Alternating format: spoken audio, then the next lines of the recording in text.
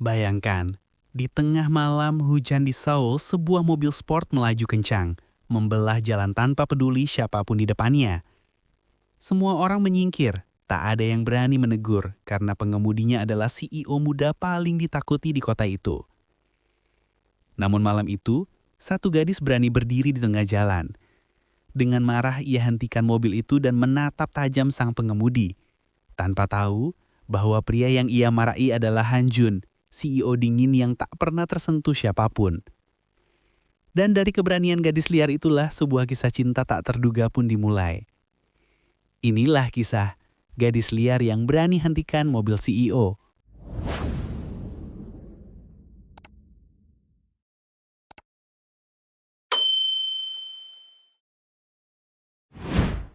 Bayangkan malam di Seoul, langit diguyur gerimis halus. Jalan Gangnam berkilau oleh pantulan lampu neon. Mobil-mobil melaju dengan tertib, hingga tiba-tiba suara deru mesin supercar hitam memecah ketenangan. Mobil itu melesat seperti kilat, menyalip tanpa ampun. Di balik kemudi, duduk seorang pria muda berwajah dingin. Rahangnya tegas, mata tajam seperti elang. Han Jun, CEO termuda di Korea Selatan, usia 30 tahun. Dikenal karena kejeniusannya dalam bisnis dan sifatnya yang dingin membeku. Malam itu ia tak lagi memikirkan laporan perusahaan atau saham yang melonjak. Kepalanya penuh amarah karena satu hal, pengkhianatan orang yang paling ia percayai. Ia menginjak pedal gas lebih dalam, seolah ingin melarikan diri dari semua yang menyesakkan dadanya. Semua orang palsu, gumamnya pelan. Tapi sebelum ia bisa melampiaskan amarah lebih jauh, brak! Sebuah tong sampah melayang menabrak bemper mobilnya. Refleks, Han Jun menginjak rem keras. Mobil berhenti dengan decitan ban yang membuat beberapa orang di trotoarnya jerit kecil. "Apaan ini?" serunya. Membuka pintu mobil dengan wajah dingin bercampur murka. Dan di sana berdiri seorang gadis. Gadis itu menatapnya tajam, rambut panjangnya basah oleh hujan. Jaket jeansnya lusuh, tapi sorot matanya menyala penuh keberanian. "Gila ya kamu, mau bunuh orang dengan mobilmu?" bentaknya tanpa takut. Han Jun menatapnya dari ujung kaki hingga kepala. Tak percaya. Ada seseorang, apalagi gadis muda yang berani menegurnya seperti itu. "Berani sekali kamu," ucapnya datar. "Kau tahu siapa aku?" "Aku nggak peduli," seru gadis itu. "Yang aku tahu, kamu nyetir kayak orang mau mati. Kalau kamu membunuh diri, jangan tarik orang lain ikut mati." Beberapa orang yang menonton di pinggir jalan mulai berbisik-bisik. Bukankah itu Han Jun dari HJ Group? Ya Tuhan, gadis itu cari mati. Tapi gadis itu, Yunha, 22 tahun, tidak peduli.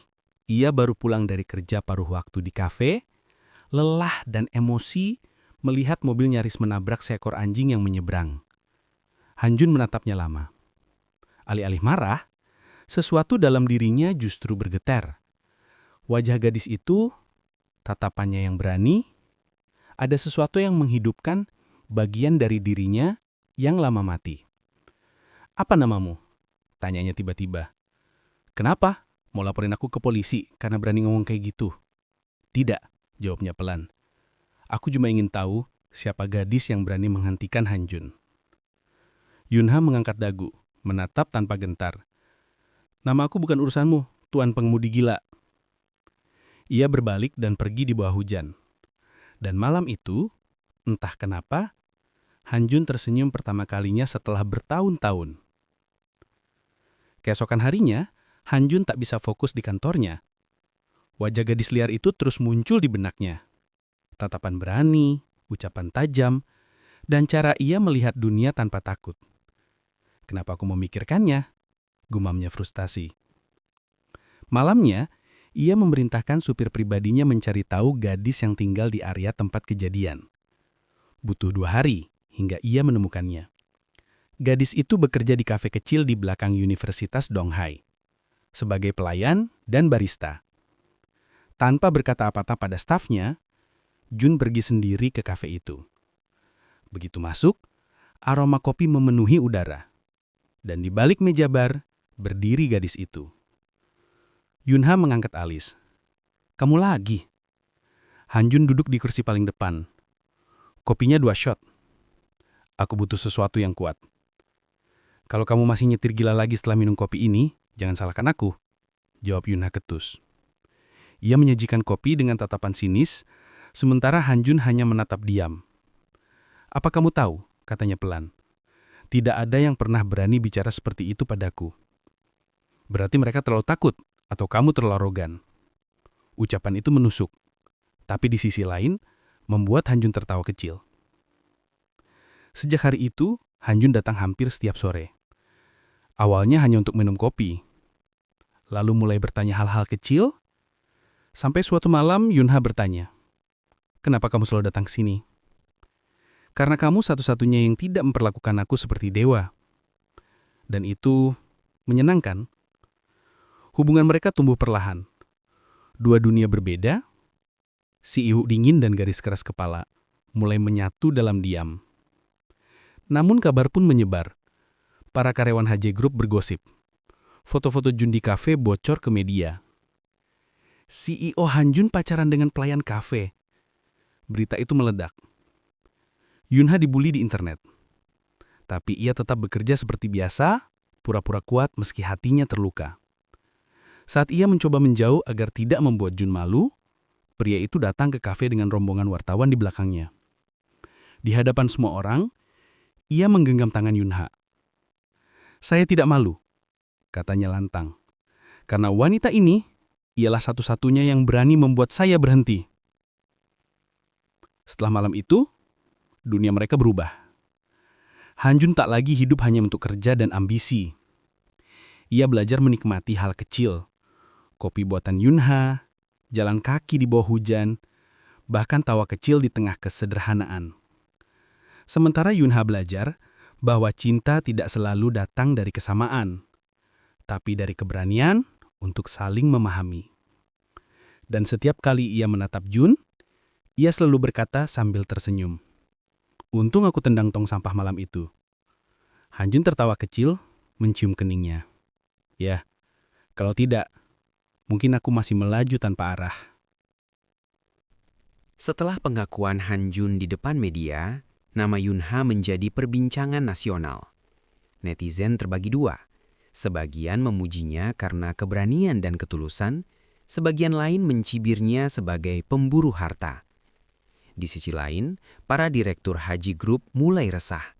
"CEO kita kehilangan kendali," bisik mereka. "Dia jatuh cinta pada pelayan kafe." Sampai akhirnya, ayah Jun, ketua Han, pemilik utama perusahaan, memanggilnya.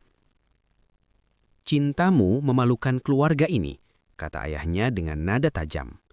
Hanjun menatap ayahnya tanpa gentar. "Aku bukan anak yang sama seperti dulu. Aku mencintainya, ayah. Dia membuatku hidup lagi." "Tapi dia bukan dari dunia kita," balas ayahnya dingin. "Maka biar aku turunkan diriku ke dunianya," jawab Jun tegas, meninggalkan ruang rapat tanpa ragu. Hari demi hari terasa berat. Media menyorot setiap langkah mereka. Pelanggan kafe berkurang karena gosip. Yunha mulai merasa bersalah. "Aku cuma bikin hidupmu susah," katanya lirih. Jun memegang tangannya erat. "Kamu justru alasan aku kuat menghadapi semuanya." Namun tak lama, ujian terbesar datang. Suatu pagi, Yunha menerima amplop berisi foto-foto dirinya, diedit secara keji, dan surat ancaman agar meninggalkan Jun. Dia menangis sendirian di apartemen kecilnya. Hatinya remuk. "Aku gak pantas buat dia," bisiknya di tengah tangis. Malam itu, dia menghilang. Nomornya tak aktif, kafe tempat dia bekerja pun tutup mendadak. Hanjun panik. Dia mencari kemana-mana. Ke rumah teman, ke kampung halaman Yunha, bahkan menurunkan tim detektif pribadi. Namun gadis itu lenyap. 3 bulan berlalu. Hanjun kembali ke rutinitas, tapi tidak lagi sama. Kantor terasa hampa, hidupnya seperti tanpa warna. Dia menolak lamaran kerjasama besar dari luar negeri. karena di hati kecilnya dia masih menunggu gadis yang berani menendang tong sampah itu. Suatu malam dia berjalan tanpa tujuan di pinggiran kota. Angin musim dingin menggigit kulitnya. Dan di sana, di depan toko roti kecil, dia melihat sosok yang tak asing. Rambut panjang, jaket jeans lusuh, wajah yang dulu dia rindukan tiap malam. Yunha. Gadis itu menatapnya, matanya memerah. Aku hanya ingin kamu bahagia, Jun. Aku nggak mau hidupmu hancur karena aku. Hanjun melangkah maju, menatapnya dalam-dalam. Tanpa kamu, hidupku sudah hancur. Dia menarik Yunha ke pelukannya, membiarkan air mata jatuh di bahunya. Jangan pergi lagi. Aku sudah kehilangan terlalu banyak. Aku tak mau kehilangan kamu juga. Kisah mereka kembali jadi berita. Tapi kali ini sesuatu berbeda. Publik mulai berubah pikiran. Kafe Yunha dibuka kembali dan banyak pelanggan datang hanya untuk melihat gadis yang meluluhkan hati CEO. Melihat tekad putranya, akhirnya ayah Hanjun datang diam-diam ke kafe. Dia duduk di pojok, memperhatikan Yunha yang sibuk melayani pelanggan. Gadis itu tetap sopan, rendah hati, tanpa tahu siapa tamunya. Setelah semua orang pergi, ketua Han berkata pelan, "Sekarang aku tahu kenapa anakku mencintaimu." Yunha menunduk gugup. "Saya tidak pantas, Tuan. Justru karena kamu tidak merasa pantas, kamu layak." Ayah Jun tersenyum tipis. "Jaga dia. Dia keras kepala tapi berhati rapuh." Dan untuk pertama kalinya, restu diberikan. Musim semi tiba. Seoul kembali hangat. Bunga sakura mekar di sepanjang sungai Han. Di taman itu, di bawah langit biru, Hanjun berlutut di depan Yunha. Dia tidak membawa mobil mewah, tidak dengan jas mahal, hanya dengan hati yang tulus. "Dulu, kamu menghentikan mobilku," katanya sambil tersenyum. "Sekarang, aku minta kamu jangan pernah hentikan cintaku." Yunha menatapnya dengan mata berkaca-kaca. "Kamu yakin mau hidup dengan gadis liar seperti aku?" Hanjun mengangguk. "Kamu bukan gadis liar. Kamu gadis yang membuatku tahu bagaimana berhenti dan bagaimana mencintai." Cincin melingkar di jari manisnya. Angin berhembus lembut membawa aroma sakura yang jatuh perlahan di antara mereka. Mereka berpelukan lama, seolah dunia berhenti berputar. Tidak ada lagi batasan status, jabatan, atau kekayaan. Hanya dua hati yang saling temukan dalam keajaiban malam hujan itu. Dan begitulah, gadis liar yang berani menghentikan mobil CEO akhirnya menghentikan seluruh hidupnya di hatinya. Selama-lamanya.